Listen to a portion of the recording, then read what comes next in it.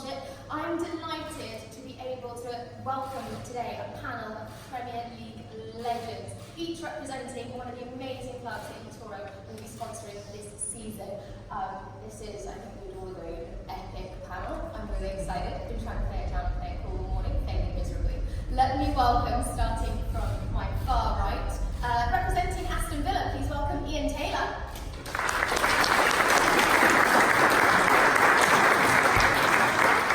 Representing Crystal Palace, please welcome Clinton Morrison. Representing Everton today, please welcome Leon Osman. Representing Leicester City, we have Steve Walsh. Here representing Southampton, please welcome Tissier. And finally, representing Tottenham Hotspur, Ledley King. My name is Layla, and for those of you who don't know, eToro is an investment platform that allows users to invest in any assets that they want, from stocks and commodities through to crypto assets like Bitcoin. Today marks the second season of sponsoring Crystal Palace, Leicester City, Southampton and Tottenham in deals that were paid last year in Bitcoin, which impresses me.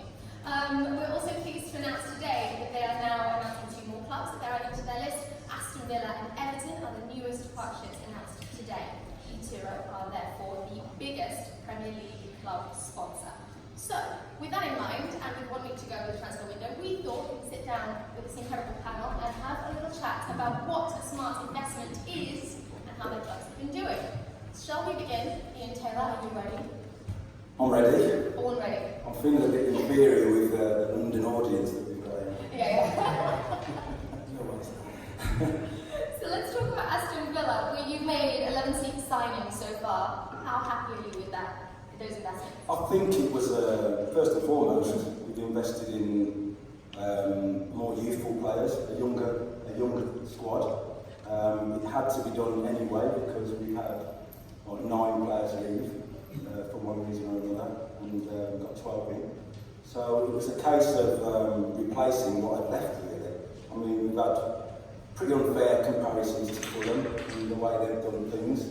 I think we're just replacing players that have left. So I've heard people say that we should have only signed 3 players or whatnot with the money, and we've just had 12 players in the squad. So we need to replace the squad. So out of those 11 signings, which 3 stand out for you? I think we've signed Heaton today from Burnley, who's an experienced goalkeeper. He's an England international, currently England international as well.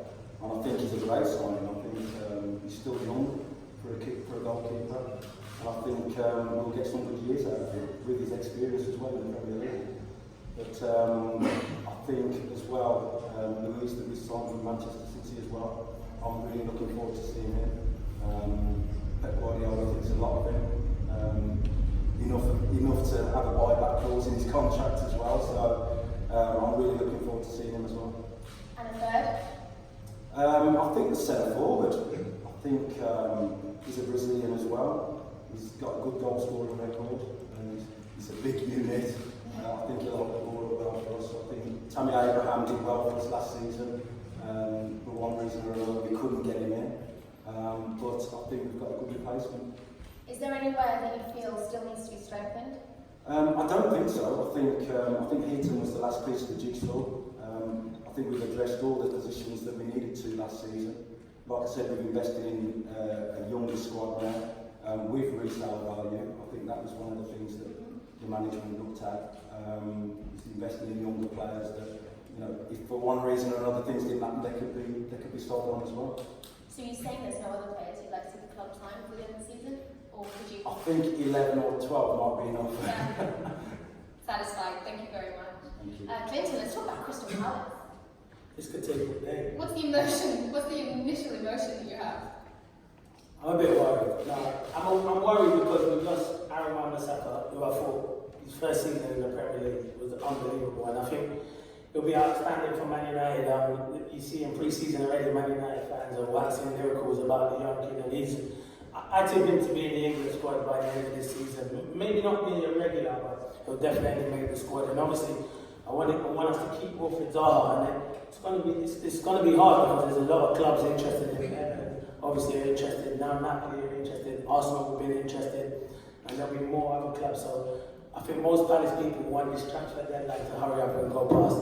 Do you think we're going to have a busy 7 days ahead of us? I think most Palace fans and we definitely do want a busy 7 days. The only player we've signed so far is Jordan Ayew, and he was already there last year. He needs to step up to the plate. He needs to start scoring goals. I think Benteke needs to have a decent season. Last season, only scoring 1 goal all season is not good enough for a centre forward that they paid a lot of money for in the Premier League. So he has to have a good season. But I think they're trying to do a bit of business, most definitely. And hopefully a few bodies will come through the door before the window shuts. Where's the smart bit of money going to be put down? Where do we need to strengthen specifically? I think we need to strengthen in numerous positions. I'd say probably wide players and centre forward. They're the positions I'm looking at, because if you do lose Wilfried Zaha, it's going to be a very long season, and we could struggle massively. So I think the chairman's a bit clever, though. I don't think he'll let him go unless it's a cynic, unless he gets to 80 million. Then I think he'll be at the club. But as I said, I think wide positions and centre forward. You have to win football matches. We're really good defensively, we're good in midfield, but we don't score enough goals so if we can win strikers and wide, then I think we'll have a good season. Looking at the market at the moment, do you think Crystal Palace would be wise to invest in youth or experience? A bit of both. I know a lot of people say, youth, but you still need experience in your team. I think you can't be experienced, but you do need to sign some hungry young players. I think I've read recently they went for the young boy, Polly Watkins at Brentford, who was a very good player. I played with him at Exeter many times, and they're the exciting young players you want him, but you also want a bit of experience in. But Palace might go down that young youth way because they have got a lot of experience. But as I said earlier, it's a massive season for Benteke, so hopefully he can deliver. One last question for you. During your career, who was the most exciting signing that you saw arrive while you were playing in Palace? The most exciting one was myself. No, not really. He told me to say that. No, the most exciting one. No, I think your first answer. I think I'm right, but no, the most exciting I'd say is Tissier Lombardo. When he came over, I was the first year pro. He was amazing. The way he trained and prepared for games, he gave a lot of us English boys a lot to look up to. He was the first one on the training pitch and the last one off it. So, and he was a great mentor to me. He used to give me lifts into training, so that's why I like him a bit more. Thank you. Leon, Everton have done pretty well this transfer window so far. That's my view. What's yours? Yeah, I'd have to agree. First of all, got Andre Gomez back, who played an important role in last season.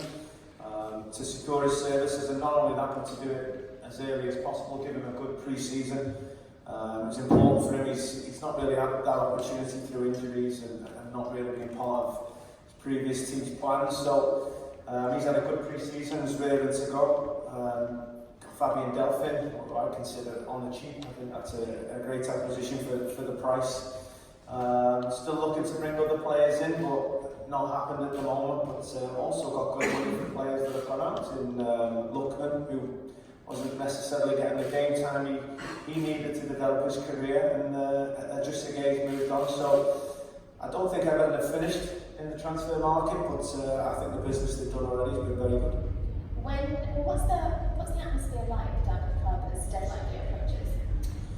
Now, in my day, I think you want players to come in. You want your team to be strengthened. That's important if you're going to go on and succeed and be a good team. Obviously, you don't want to be losing your position, but if players aren't coming in, they're not going to challenge you for your position. That just makes you want to raise your game and show the manager what you can do, whether it be in that position or what happened to me a number of times. I found myself playing a different position for 6 months. So it's an important time. There is a buzz around the training ground that you want to strengthen, especially when you're linked with really good players from other clubs that you can see that what the club's trying to achieve and where you're trying to go if you're linked with top players from top clubs. So it does become an exciting week.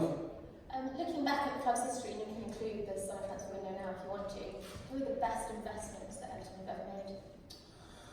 Well, I think the obvious one is comes to first thought is Seamus Coleman. having paid £60,000 for him or thereabouts, and having, you know, without any steps along the way, go from Sligo Rovers straight into the Everton first team and play pretty much 10 years in the Premier League. So to have signed a Premier League player for £60,000 is an incredible business. The return on that investment has been fantastic. He's become a full international, but you know, there's players like Tim Cahill I think bought for about 1.5 million and sold on. I remember Julian Lescott never signed for 5 million. He went on for 24. So you know, when you're signing a player who more than doubles in value, goes on to represent your club and really show what he's worth, what he's capable on the field, I think they're always fantastic signings. Thank you so much. Steve Walsh, Brendan Rodgers has spent around 70 million rebuilding his squad. What are your thoughts on what's happened so far? It's exciting times at Leicester at the moment. Obviously, you know, we've got a new training ground to look forward to. £90 million. I've never, in my time, you know, when I signed in 1986, would ever have envisaged that Leicester would be spending 40-50 million on a player. And you know, we've got some fantastic owners with a good young manager who plays a good style of football that the fans are really optimistic this season. So his first he's obviously been here 6 months. He's certainly got the team spirit which Leicester City you know, kind of you need really as an NA team really. If you've got the right spirit, who knows what you can do. We proved that in 2016 when we won the title. So who knows what will happen, but he's certainly created that at the minute. I think his signings, he needed to pin down Yuri Tillemans. That was very important to get that signature. He was an integral part of the second half of the season. And obviously Perez, we'll see, it's a lot of money that we paid Newcastle for Perez, but he's, you know, again, we're relying on Varney to get all the goals really. We need to spread this out, and I think Perez, Maddison, now we've got different options. So I went to Stoke on Saturday and watched for the first time this pre-season. I just have a quick look at what was going on. So yeah, it's great. It's good. It's happy times at Leicester. It really is, and there is an air of optimism at the minute. Out of all the new signings, is there anyone who personally excites you? Obviously, Tillemans was the one that I think that everybody wanted. All the fans wanted that signature. I still need to see a little bit more of him offensively. Going forward, he's a terrific player, and he can certainly link and play. And they really are playing some really fast football now. That on the counter will be you know, like I say, they've got a lot of pace with Varney as well. So Perez is that addition where on Saturday when I saw them start, there was Maddison and Perez. They were getting it stuck at will. It really looked impressive. So okay, it was Stoke, but you know, we've got James Justin who he's come from Luton. I don't know too much at the moment. He's had a good season. Yeah, good player here. But Leicester have got a very careful recruitment plan in place, and you know how prices get hiked up these days, and it must be a difficult job as a manager really nowadays, is trying to get the right player at the right price. And as you see, we might have overpaid for someone, but Harry Maguire is a key player. It's very late in the window. If we were to lose it now, it would just kind of upset things for me a little bit. So it's going to be an interesting week. Yeah, well, you mentioned it's late in the window. Is there anyone else or anywhere else in the squad you feel you could strengthen this last week? We've got a big squad. Yeah. You know, I think he needs to trim down a little bit with players that he doesn't need.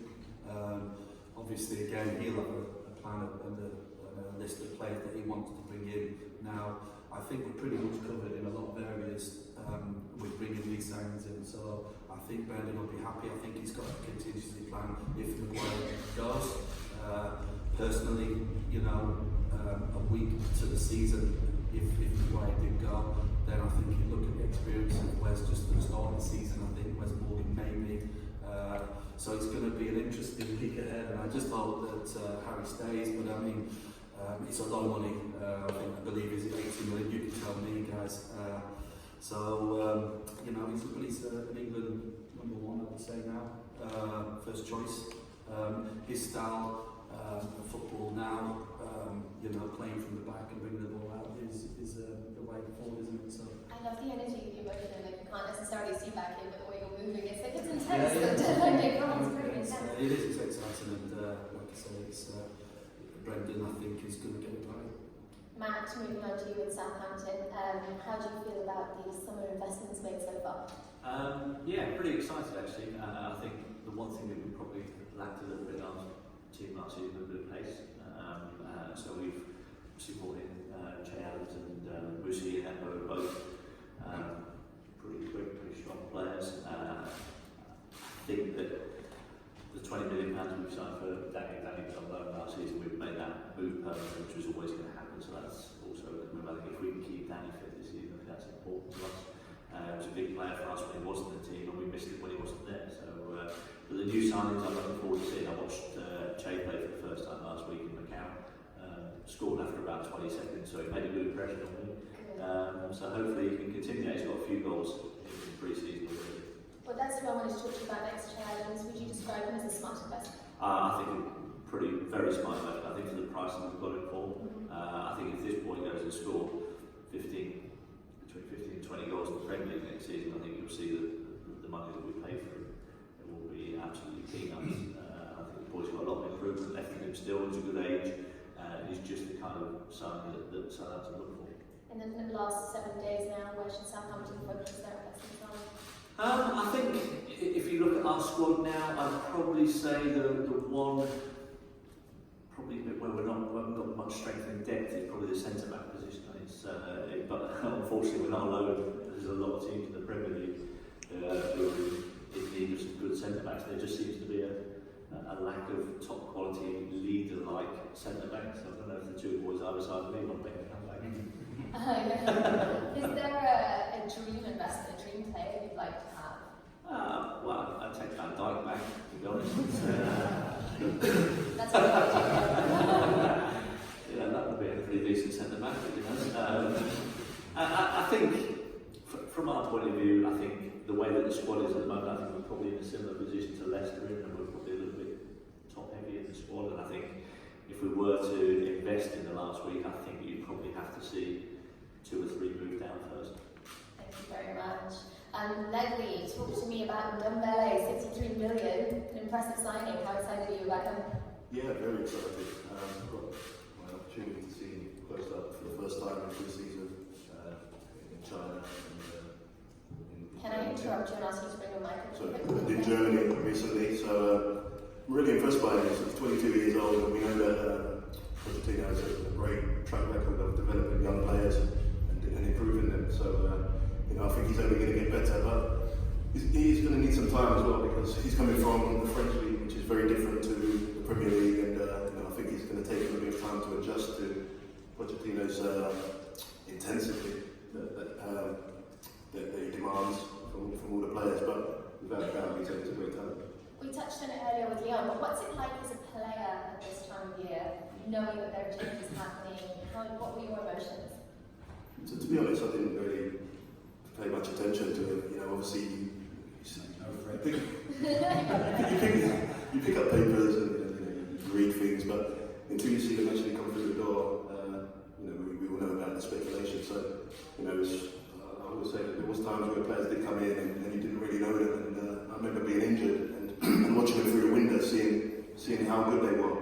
You know, so a threat to my position, like Ian said. So yeah, it's great for competition, but you know, as I said, I didn't really look at too much until someone actually come through the door. Is that because you're quite chill, or is everyone like that? That might be personal. Yeah, I'm quite chill. So you know, I mean, maybe if you're worried about your position a little bit more, then you know, you just. What are your emotions? It's because he's chill. It's because he's chill. Yeah, No, it's because he was that good. He was that good. And back to Spurs, which player that Spurs signed whilst you were a player most excited you? I think there was a couple. I think one was Edgar Davids. Obviously, the reputation that he had.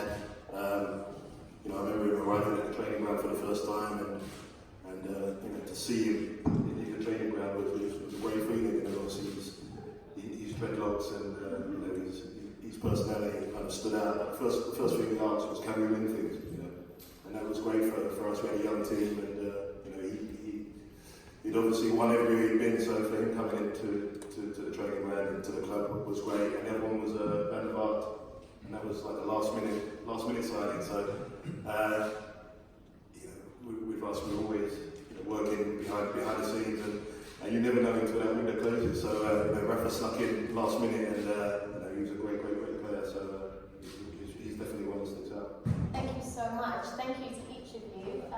We look forward to some more exciting last-minute signings. eToro has some big plans for their 6 Premier League clubs, and as a brand, they're committed to investing in the Premier League fans, also enhancing the Premier League experience. So watch this space for some more exciting news. I believe the gentlemen around me have some media duties, where some of you will have the opportunity to speak to them. Thank you all for coming.